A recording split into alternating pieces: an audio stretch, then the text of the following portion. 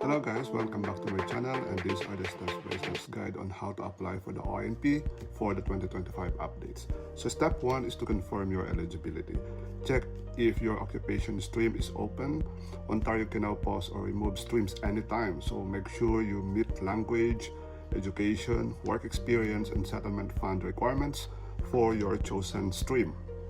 So if you're an early childhood educator with the NOC 42202 and are a member of the College of Early Childhood Educators, you may not need to meet the usual education requirements. So that's the good news for all these childhood educators right now.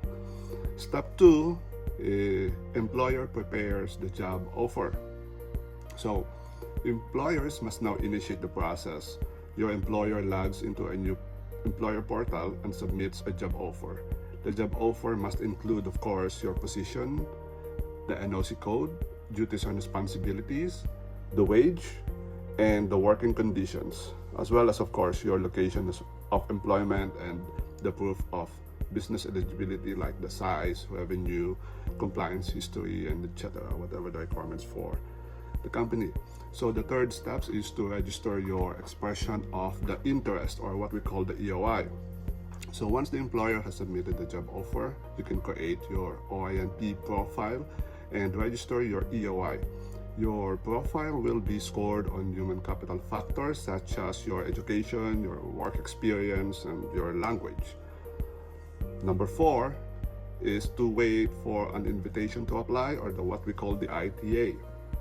Ontario regularly conducts draws based on scores, labor market needs, and targeted occupations. If selected, you will receive an invitation to apply, and we go now for the step number 5.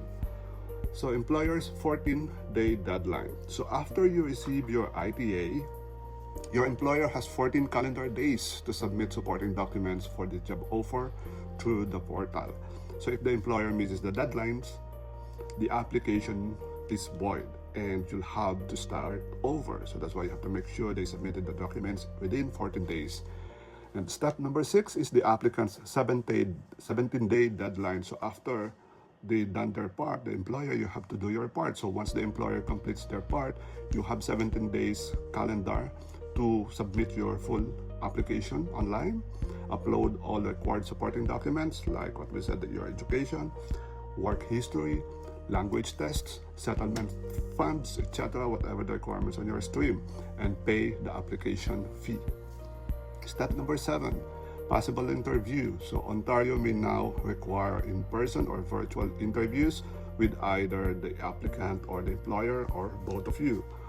Keep documents organized and be ready to explain your job role, background, and intention to settle in Ontario, because you're applying for the OINP, so of course you have the intention to settle here in Ontario. And step number 8, the application review. OINP officers review eligibility of employer compliance and program integrity. So Ontario now has the right to return applications before nominations is issued, even if they are technically eligible, like for example due to quota limits or priority shifts. It depends. If returned, fees are refunded, but you may need to wait for the next intake. Step number 9, nomination certificate. So if approved, you receive a nomination certificate from the Ontario.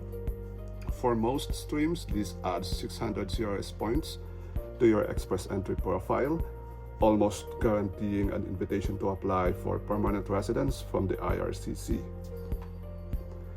And the last step, but not the least for sure, is to apply for your permanent residence with the IRCC. So with the OINP nomination, you submit your PR application to Immigration, Refugees, and Citizenship Canada, or the IRCC. The IRCC will conduct medical, security, and admissibility checks before final approval of your documents. When you reach that step 10, then congratulations guys, for sure you will become a permanent resident of Canada, and welcome to Canada.